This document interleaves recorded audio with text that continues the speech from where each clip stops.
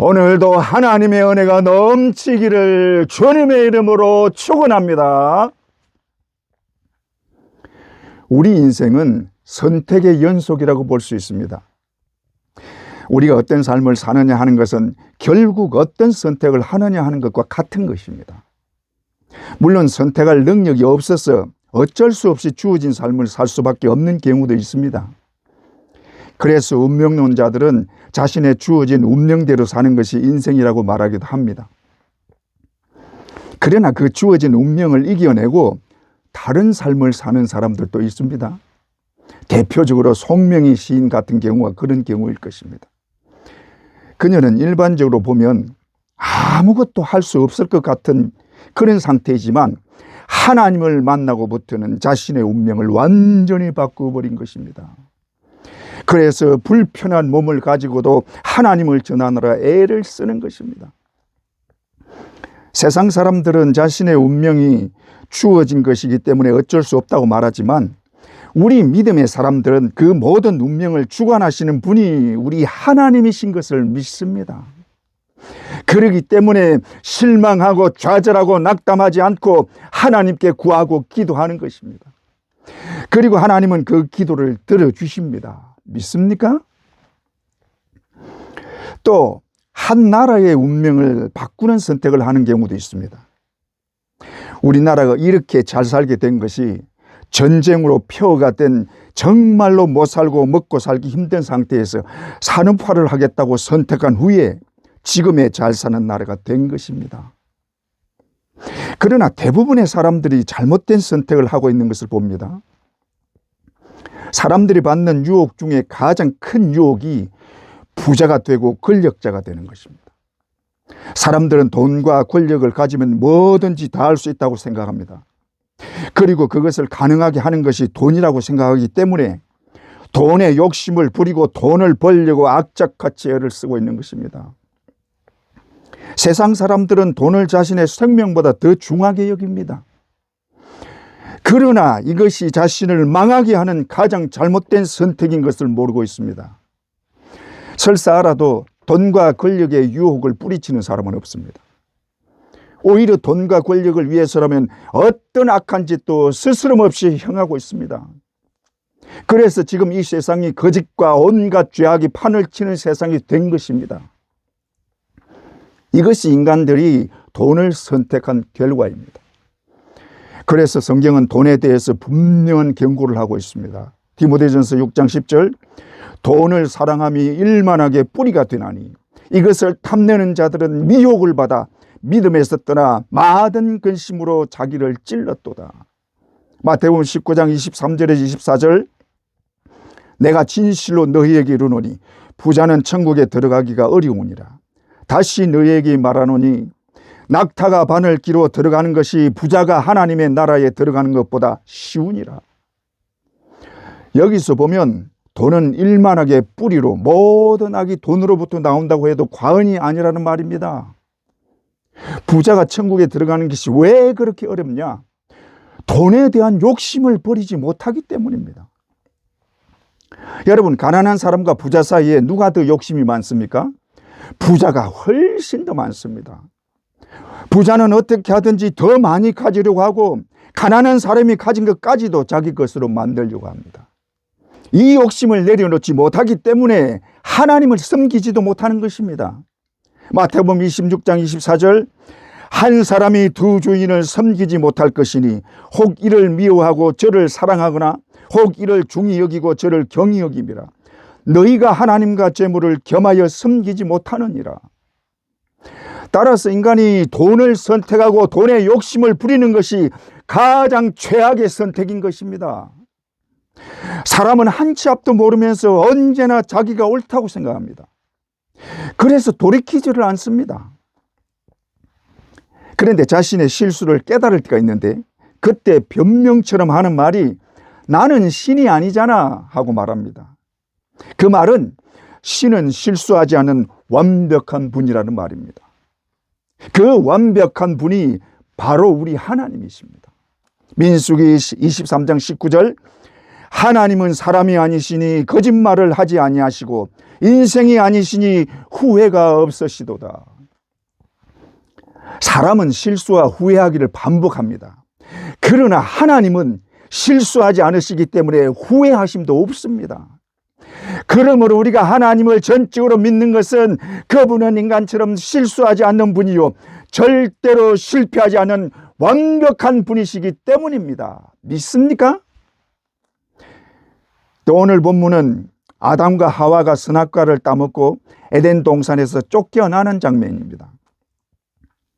하나님을 부인하는 자들은 이 장면을 두고 하나님은 실패자라고 말합니다. 믿는 자들 중에도 하나님이 왜 아담이 선악과를 따먹게 그냥 두었을까 하는 의문을 가지기도 합니다. 더 나아가서는 선악과를 왜 만드셨냐 하고 질문을 하기도 합니다.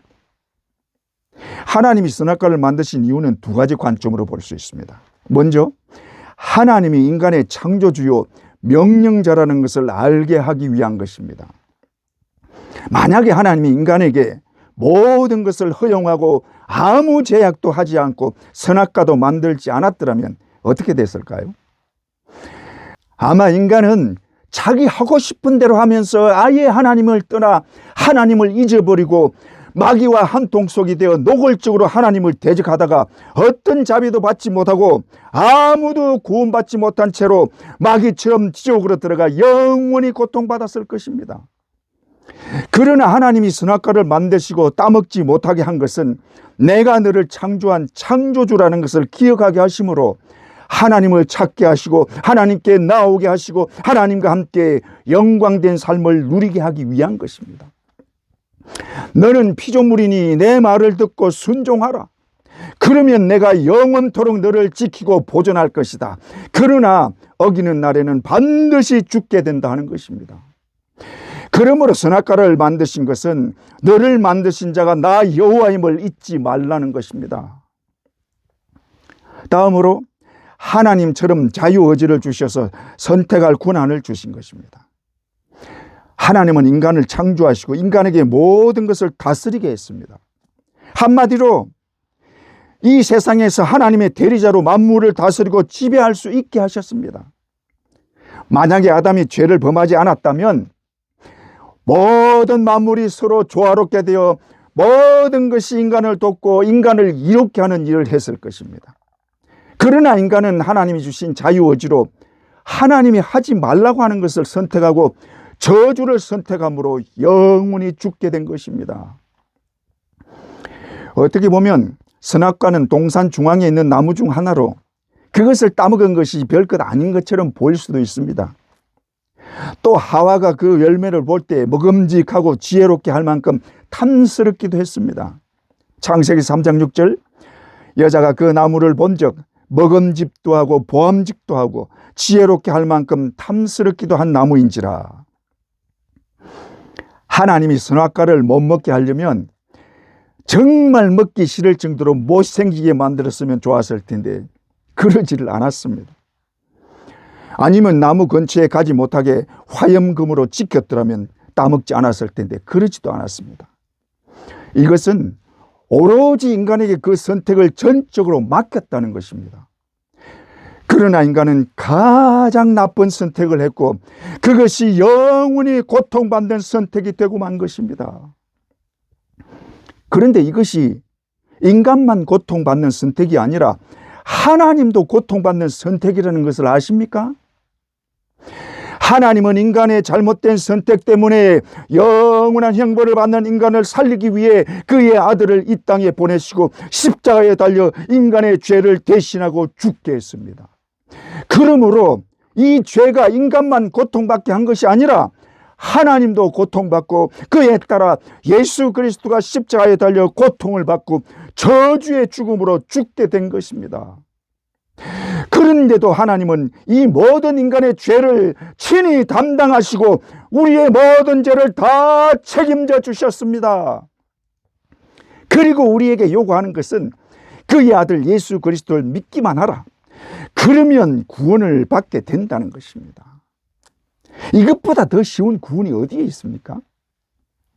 하나님은 인간이 감당하기 어려운 모든 죄의 대가를 친히 담당하시고 인간이 져야 할 형벌을 그의 아들이 다 당하게 하시고 우리에게는 그저 이것을 믿기만 하라. 그러면 하나님 자신이 반드시 구원해 주시겠다고 말씀하신 것입니다. 우리는 그 말씀을 믿었고 그래서 그 말씀대로 구원을 받은 것입니다. 따라서 우리가 구원을 받게 된 것은 하나님이 그의 아들을 우리 대신 죽게 하심 때문이요, 그의 아들 예수 그리스도가 십자가를 졌기 때문이요, 그 주님의 십자가 공로 때문에 내가 구원받은 것입니다. 그러므로 내가 구원받은 것은 오로지 주님의 십자가 때문입니다. 믿습니까? 우리 모두 주님의 십자가를 잠시도 잊지 말고 언제나 감사할 수 있기를 주님의 이름으로 축원합니다. 그런데 우리가 신앙생활을 하다 보면 인간인지라 잘못된 선택을 할 수도 있고 실수할 때도 있습니다. 어떨 때 보면 하나님이 나 같은 자를 왜 택했을까 하는 의문이 들 정도로 나약한 모습을 보일 때도 있습니다. 그러나 그런 우리를 하나님이 선택하셨습니다. 그리고 우리의 실수까지도 하나님이 책임져 주십니다. 이것을 좀 구체적으로 살펴보면 첫째로 믿어서는 안 되는 것을 믿는 인간들입니다. 인간이 하는 실수는 믿어서는 안 되는 것을 믿기 때문에 일어나는 것입니다. 인간의 첫 번째 범죄는 믿지 말아야 할 마귀의 말을 믿었기 때문에 생긴 것입니다. 하나님은 아담에게 선악과를 따먹는 날에는 반드시 죽는다고 했습니다. 그러나 마귀는 결코 죽지 않는다고 속입니다. 창세기 3장 4절, 뱀이 여자에게 이르되 너희가 결코 죽지 아니하리라. 그리고 계속해서 하는 말이 너희가 이것을 먹으면 하나님과 같이 된다고 합니다. 5절, 너희가 그것을 먹는 날에는 너희 눈이 밝아져 하나님과 같이 되어 선악을 알 줄을 하나님이 아심이니라. 이들은 자신들을 만드신 하나님보다 마귀의 말을 들은 것입니다. 이것은 오늘날도 마찬가지입니다. 세상 사람들이 하나님을 믿지 않는 것은 마귀의 말을 믿고 마귀를 따르기 때문입니다. 마귀가 이 세상을 마음대로 하는 것은 죽음 때문인데 모든 인간은 이 죽음에 매여 마귀에게 종노릇하게 되는 것입니다. 마귀는 죽음을 이용하여 죽음의 공포를 갖게 하고 죽음에 매여 꼼짝없이 마귀에게 종이 되게 하는 것입니다. 또 마귀는 돈으로 사람들을 미혹하고 돈의 노예가 되게 합니다. 마치 돈이 있으면 모든 것이 가능한 것처럼 하고 그래서 돈에 자신의 양심도 팔고 생명도 파는 것입니다. 그런데 그 양심과 생명을 누구에게 파느냐? 마귀에게 파는 것입니다. 그래서 마귀가 이들을 끌고 자기와 똑같이 망하는 길로 가게 하고 지옥의 불구덩이로 끌고 가는 것입니다. 그런데도 사람들은 그것을 모르기 때문에 마귀가 원하는 대로 예나 지금이나 똑같이 쏟고 있는 것입니다. 이 마귀에게 속지 않기 위해서는 하나님의 말씀을 들어야 합니다. 그러나 최초로 범죄한 아담처럼 지금도 사람이 하는 가장 큰 실수는 하나님을 믿지 않고 하나님의 말씀을 듣지 않고 마귀의 말을 듣고 마귀를 따르는 것입니다. 사람들은 하나님이 계심을 인정합니다. 그러나 믿지를 않습니다. 우리나라 애국가 가사가 처음에는 하나님이 보호하사 우리나라 만세였습니다. 그런데 하나님은 기독교인들이 믿는 신으로 모든 사람이 믿는 신이 아니라고 하면서 지금의 가사인 하느님으로 바꾼 것입니다. 하느님은 하늘에 있는 어떤 신이라는 말입니다. 사람들은 하나님을 인정하고 믿기를 그렇게 싫어합니다. 왜 그럴까요?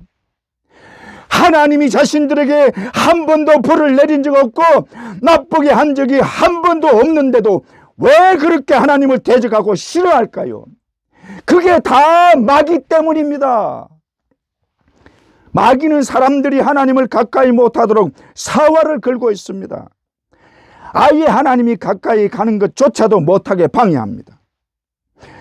이 마귀의 방해는 마지막 때에 극에 달하는데 계시록 9장 3절, 또 황충이 연기 가운데로부터 땅 위에 나오매 그들이 땅에 있는 정갈의 권세와 같은 권세를 받았더라. 5절, 그러나 그들을 죽이지는 못하게 하시고 5달 동안 괴롭기만 하시는데 그 괴롭게 함은 정갈이 사람을 쏠 때 괴롭게 함과 같더라.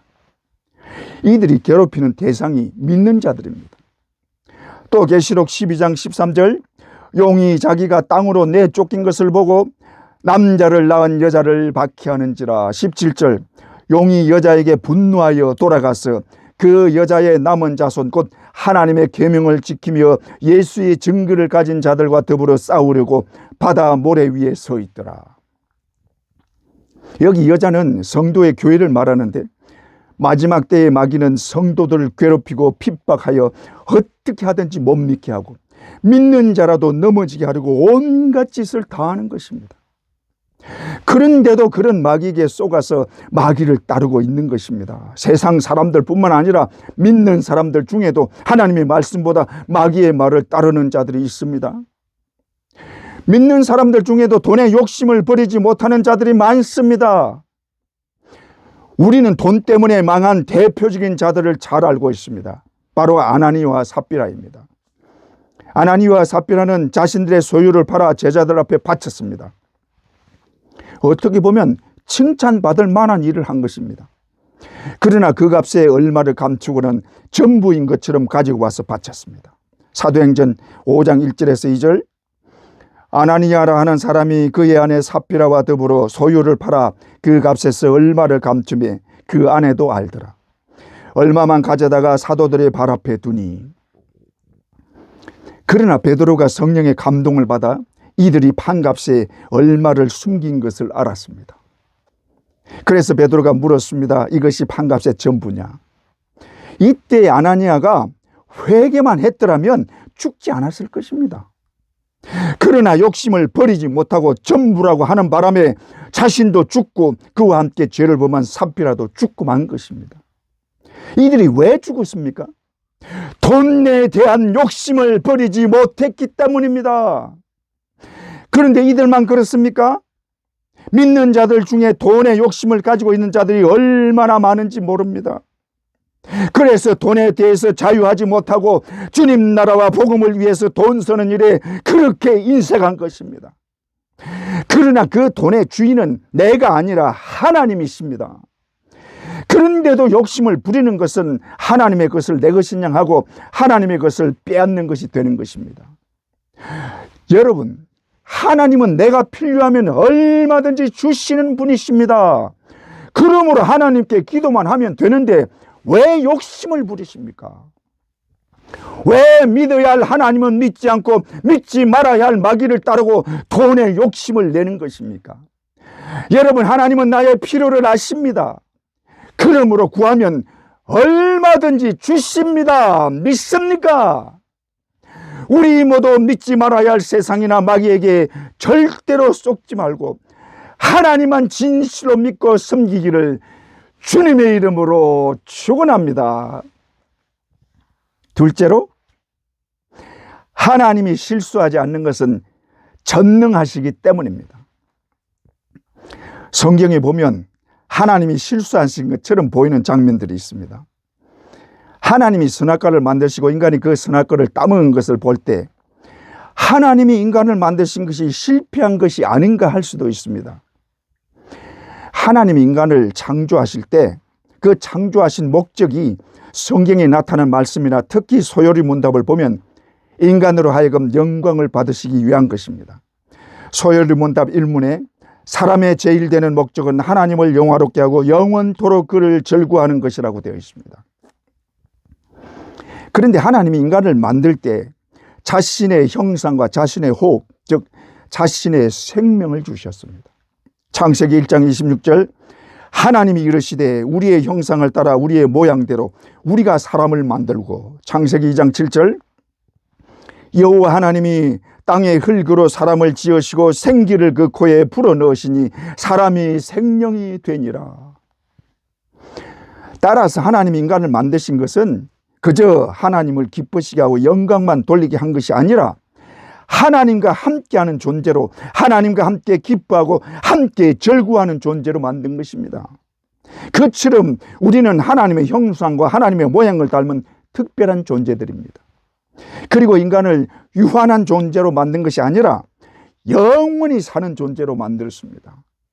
그러므로 선악과를 먹지 않았다면 영원히 하나님과 함께 절구하면서 영원한 삶을 누리셔야 할 것입니다.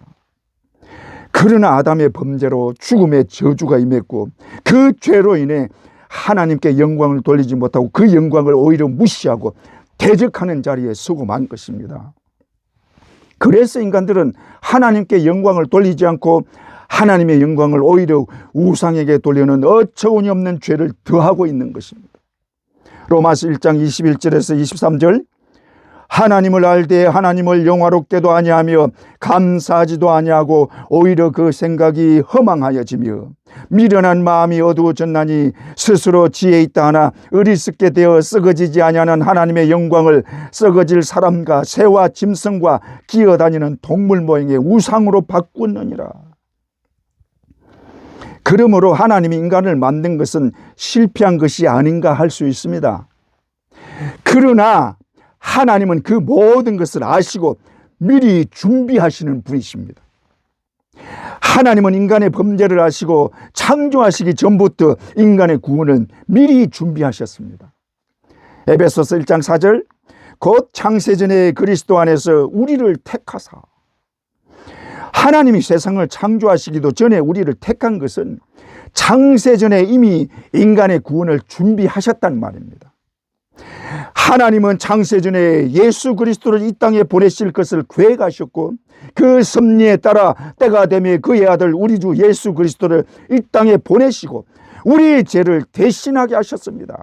갈라디아서 4장 4절, 때가 참에 하나님이 그 아들 보내사 여자에게서 나게 하시고, 요한복음 1장 28절, 요한이 예수께서 자기에게 나아오심을 보고 이르되 보라 세상 죄를 지우고 가는 하나님의 어린 양이로다.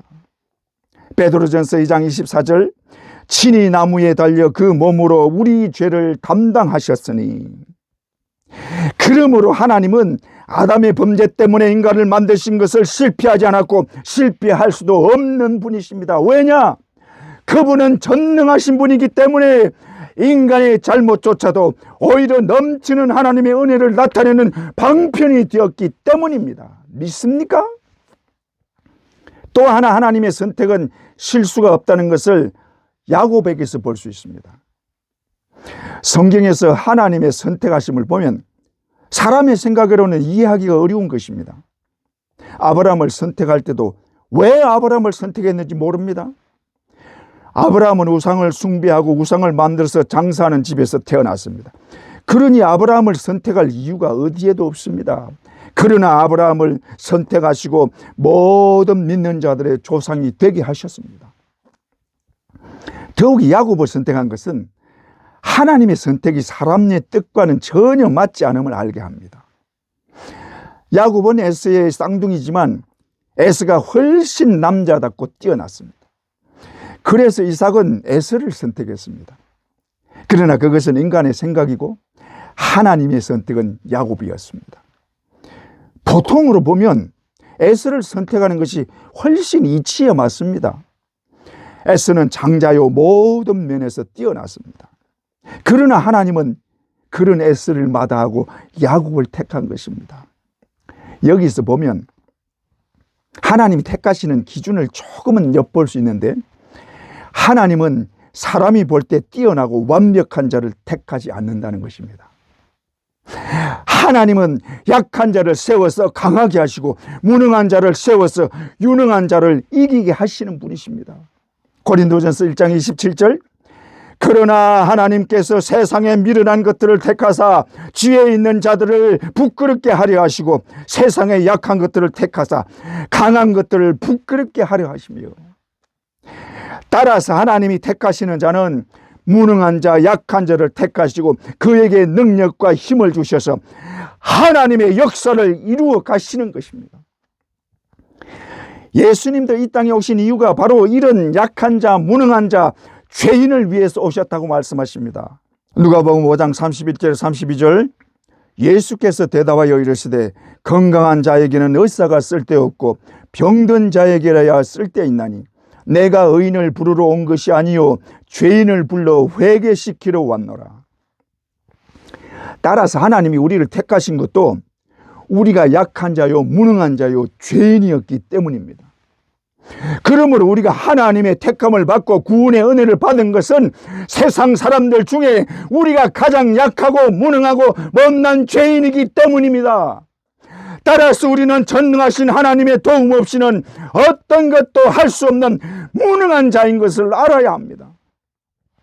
하나님은 나같이 약하고 무능하고 못난 죄인을 택하여 천국의 영광에 거하게 해주심으로 세상에 강하고 능력 있는 자들을 부끄럽게 하시는 분이십니다. 믿습니까? 그러므로 하나님이 나를 택하신 것은 그의 전능하심을 나를 통해서 나타내기 위한 것입니다. 할렐루야. 우리 모두 약하고 못난 나를 택하여 주신 하나님께 진실로 영광 돌리시기를 주님의 이름으로 축원합니다. 셋째로, 하나님이 이스라엘을 택하신 것은 예수 그리스도를 이 땅에 오게 하기 위함입니다. 하나님은 이스라엘 백성들이 특별해서 선택한 것이 아니라 예수 그리스도를 이 땅에 보내시기 위한 선택의 통로일 뿐입니다. 하나님은 창세전에 그의 아들 예수 그리스도를 인간의 죄를 사하는 대속제물로 이 땅에 보내시기로 계획하셨습니다. 뿐만 아니라 우리의 구원도 이미 예정하셨습니다. 디모데후서 1장 9절에 10절, 하나님이 우리를 구원하사 거룩하신 부르심으로 부르심은 우리의 행위대로 하심이 아니요 오직 자기 뜻과 영원한 때 전부터 그리스도 예수 안에서 우리에게 주신 은혜대로 하심이라. 이제는 우리 구주 그리스도 예수의 나타나심으로 말미암아 나타났으니 저는 사망을 피하시고 복음으로써 생명과 썩지 아니할 것을 드러내신지라. 하나님은 그의 아들을 이 땅에 보내실 계획을 하셨고 그 계획에 따라 이 땅에 태어나게 하셨는데 이것이 창세전부터 이루어진 일이요 더불어 우리의 구원도 창세전에 이미 이루어진 일이라는 것입니다. 하나님은 모든 것을 아시는 분이요 그래서 미리 준비하시는 분이십니다. 그러므로 그분의 계획은 완벽하고 완전한 것입니다. 하나님은 아담의 범죄를 미리 아시고 천지를 창조하시기 전에 인간의 구원을 미리 계획하신 것입니다. 이것을 위해 아브라함을 택하시고 야곱을 통해 한 민족을 이루어 그 민족을 통해 구세주가 이 땅에 오게 하셨습니다. 그런데 그 구세주는 반드시 사람이어야 하며 죄가 없어야 합니다. 왜 그러냐? 사람의 죄는 사람이 죽어야 하고 다른 사람의 죄를 대속하기 위해서는 자신의 죄가 없어야 하기 때문입니다. 그래서 예수님이 동정녀의 몸에서 사람의 몸으로 태어났고 남자와 상관없이 태어났으므로 아담의 원죄도 상관없는 몸인 것입니다. 예수님이 이 땅에 오기 전에는 짐승인 양으로 사람의 죄를 대신하게 했습니다. 그러나 이것은 진짜가 아니라 그림자입니다. 양은 절대로 사람 대신 사람의 죄를 짊어지고 죽을 수 없습니다. 그럼에도 양의 피로 인간의 죄를 대신하게 하시고 그 죄를 사해 주셨는데 그 양의 피가 죄 사함의 역할을 한 것은 예수 그리스도의 대속의 능력을 전제로 이루어진 것입니다. 따라서 구약시대 사람들이 양의 피로 죄 씻음 받고 구원받은 것은 예수 그리스도의 죽음으로 완성된 것입니다. 그러므로 구약시대에 구원받은 사람들은 완벽한 구원이 아니라 임시 방편이었습니다. 그것이 예수 그리스도의 대속의 죽음으로 완벽한 제사함이 이루어지고 완전한 구원을 받게 된 것입니다.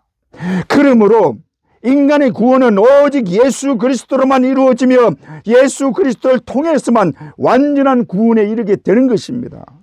여러분 믿습니까? 그런데 하나님이 이 예수 그리스도 자신의 아들을 이 땅에 보내기 위해서 한 민족을 택한 것이 이스라엘 백성인 것입니다. 그런데 이스라엘 백성들이 어떤 자들입니까? 그렇게 불순종하는 자들이 세상에 또 있을까요? 애굽에서 종살이 하던 자들을 기적을 베풀어 주시면서 나오게 했습니다. 그런데도 가나안에 들어갈 때까지 그렇게 하나님의 마음을 상하게 하고 아프게 했습니다. 오죽했으면 이스라엘을 멸하겠다고 2번이나 말씀하십니다. 출애굽기 32장 10절, 그런즉 내가 하는 대로 두라. 내가 그들에게 진노하여 그들을 진멸하고 너를 큰 나라가 되게 하리라. 민수기 14장 12절 내가 전염병으로 그들을 쳐서 멸하고 내게 그들보다 크고 강한 나라를 이루게 하리라.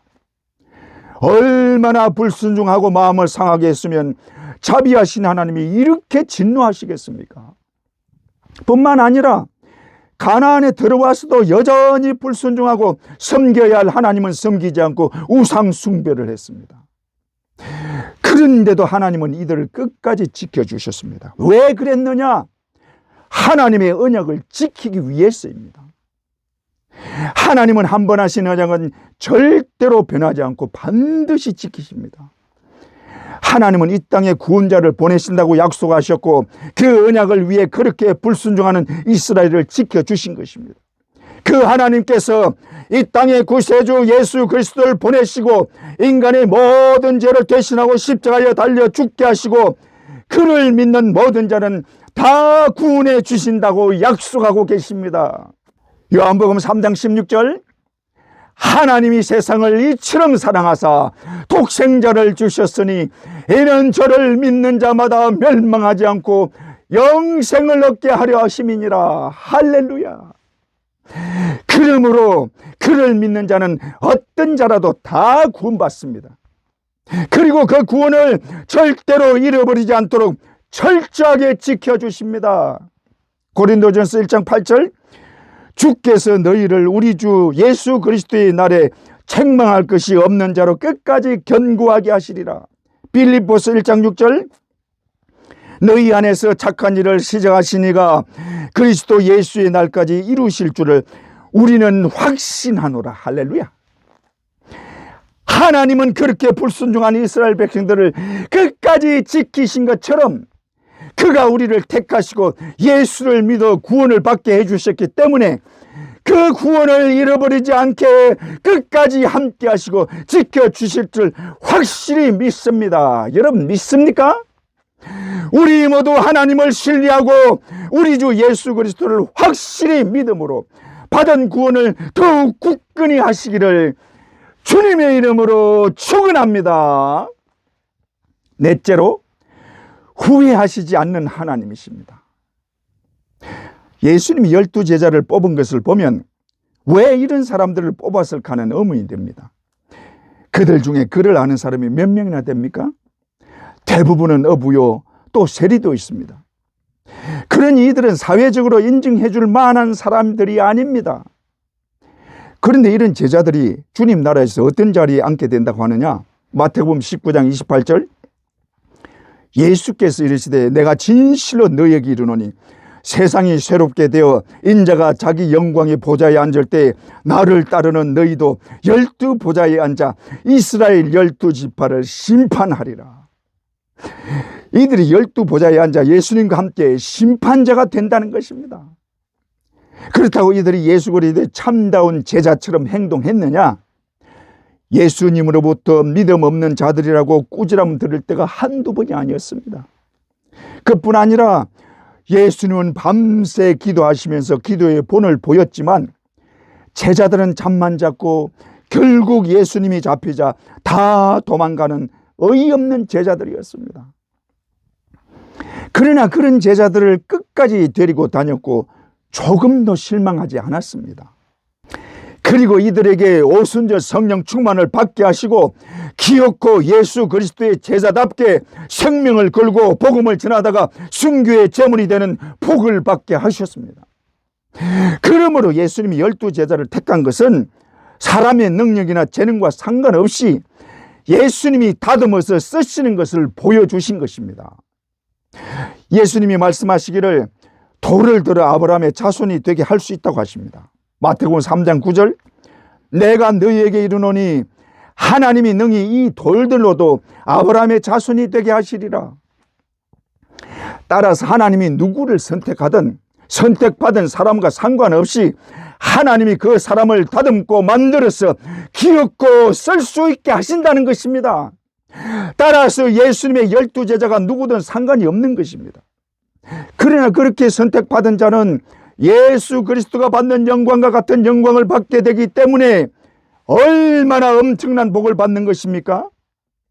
예수님처럼 그 영광의 보좌에 앉아서 이스라엘 12지파를 심판하는 영광의 자리에 앉게 되는 것입니다. 그러므로 하나님이 누구를 선택하든 어떤 선택을 하든 절대로 후회하시지 않습니다. 왜냐? 전능하신 하나님의 능력으로 다듬어 가시고 완전하게 만들 것이기 때문입니다. 그러므로 하나님께 선택받은 자는 세상의 그 어떤 것으로도 바꿀 수 없는 가장 큰 복을 받는 것입니다. 믿습니까? 그 전능하신 하나님이 천지 만물을 창조하시기 전부터 우리를 택하셨습니다. 에베소서 1장 4절, 창세전에 그리스도 안에서 우리를 택하사, 로마서 8장 29절, 하나님이 미리 아신 자들 또한 그 아들의 형상을 본받게 하기 위하여 미리 정하셨으니. 우리는 하나님이 우리를 어떻게 하시고 왜 택하셨는지 모르지만 우리가 예수 그리스도를 나의 구주로 믿고 구원받은 것을 보면 하나님이 우리를 미리 택하셨다는 것입니다.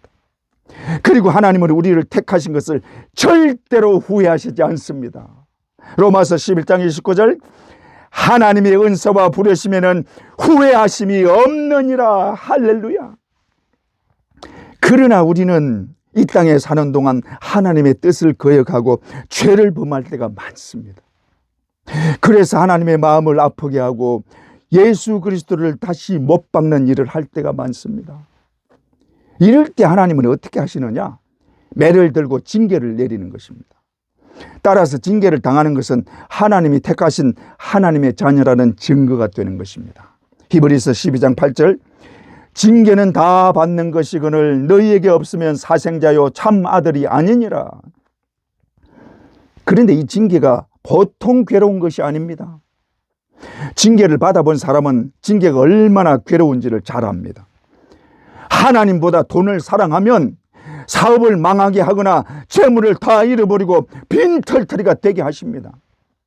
하나님보다 자식을 더 사랑해서 그 자식 때문에 하나님을 가까이 하지 않으면 그 자식을 뺏어가시고 정말로 괴롭게 할 수도 있습니다. 왜냐하면 하나님은 질투의 하나님이시기 때문에 하나님보다 사랑하는 것이 있으면 용납하지 않기 때문입니다.